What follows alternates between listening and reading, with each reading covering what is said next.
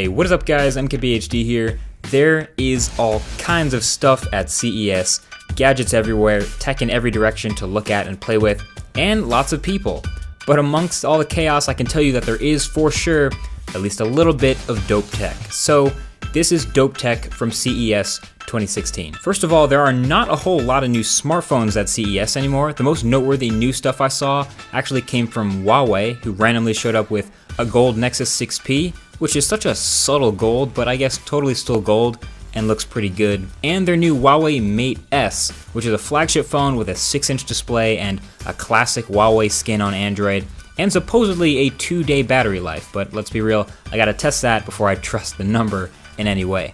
I did get to stop by Jaybird's booth to get a look at their new Bluetooth earbuds, which are the Jaybird Freedom and the X3. The X3 are a single color matte finish with the new colors, and the Freedom are an even smaller, super lightweight bud where the earbud itself is super small, and then there's a 4-hour battery in the controller that can be extended by another little wireless charger that holds 4 more hours. Either way, what's really dope about these is the adjustable sound. So Jaybird will have a My Sound app that you can install on your phone, and there you can adjust the EQ to your liking. So if you want more bass, you can do that, more treble, whatever you like, and then you save it as a preset. Now that would normally be kind of lame, but you don't need the app anymore after you're done with this. So it's not happening through the app, you're actually modifying the firmware in the earbuds. So you can move them over and pair them to something else, your iPad, another phone, whatever you want, and they'll still sound like that preset you made. That is pretty sick. Alright, so CES is often about the pixels, not gonna lie, but when I saw that even Nikon dropped a DSLR that shoots 4K video, I was kind of surprised. That's big for them. I kind of saw it as potential YouTube gear. Nikon D500 is a huge improvement for them in video. It shoots 4K video, has an articulating LCD on the back, audio input for a mic, HDMI out. I mean, it was nice. A great distraction actually from their way more expensive but also kind of disappointing D5, which on paper should have been nice, you know, full frame and 4K video, but turns out it only shoots that 4K for up to 3 minutes, and it doesn't even use the whole full frame. That is not dope tech. Oh, and Nikon also showed off a 4K 360-degree GoPro-like action camera, complete with accessories, and it kind of looks like they really do care about video again. So all these 4K cameras have been getting smaller, and smaller, and smaller. Then Panasonic shows up at this point with a 4K point and shoot, which reminded me of a certain Sony camera I've raved about, the RX100. So the Panasonic's point and shoot, they've got a viewfinder, an articulating LCD, a programmable ring around the lens, just like the RX100, and it shoots 4K video, and it's all in a body that's just slightly bigger than the RX100. So I'd say this has the potential to be just as good of a run and gun camera, especially if it doesn't overheat like the RX100 in 4K, and especially for people who need that zoom. Trust me, the lens is impressive. But 4K is everywhere. Everyone who makes a screen has a 4K TV at CES, and this is one of those years that, again, only a few, just a few, have an 8K TV. And not gonna lie, I saw one that didn't even look that good, but I think it was because they were playing like upscaled 1080p content or something. Like, I literally don't think they had any 8K video to show. But the killer for me here was the LG 98-inch 8K TV. Jeez, this looks good. I mean, it's just pictures, it's just a slideshow, but it looks so good. Like, many of the things at CES had no price tag, no release date, and that was actually fine for me here. The desire is real, the TV looked incredibly detailed. And then there was this. This would be the 8K TV of audio. The Sennheiser Orpheus is a $50,000 audio listening experience. Now, I'm sure the difference in sound between this $50,000 pair of headphones and a $5,000 pair of headphones is probably not significant, but I can tell you the experience is. The thing is nested in a block of solid marble. When you turn it on, the tubes from the tube amp literally raise up from the case and start to glow as they warm up. The cables are like ropes.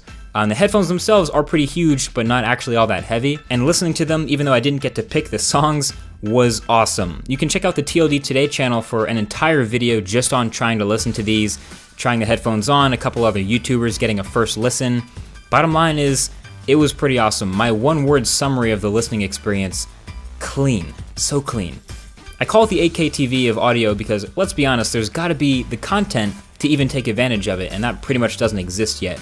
But of course, there were all kinds of other TVs at CES, and they all had their own acronyms too. 4K, HDR, Super UHD 4K TV. Yeah, let's just say the best TV in my opinion was LG's G6. Super clean, modern design with all the electronics in the stand, very thin bezels, and an incredible 4K OLED image, of course. All sorts of other little nuggets of dope tech around the show floor showed up at CES. Audio-Technica dropped their ATH A990Z. Listened to them for about 30 seconds, but I need to, again, hear my own music on them to make my own judgment here. And everyone had tablets at the show. Normal-sized tablets to massive borderline TV-sized tablets. That's an 18-inch Samsung tablet. And then super high-tech appliances. Trust me, this doesn't seem interesting, but as a person who's in the market for a refrigerator, these are hot. And Kodak is also making a Super 8 film camera, bringing back the process and the ability to shoot film, so that was pretty cool to see. DJI made a stealthy black version of the Inspire 1, which looks like an absolute badass, and there's also now a Phantom 3 that shoots 4K, so the drone game is clearly being stepped up. And Griffin showed up with one of my favorite things, a MagSafe USB Type-C charger. So you 12-inch MacBook users, you're probably thinking, damn, this is exactly what Apple should have included in the packaging.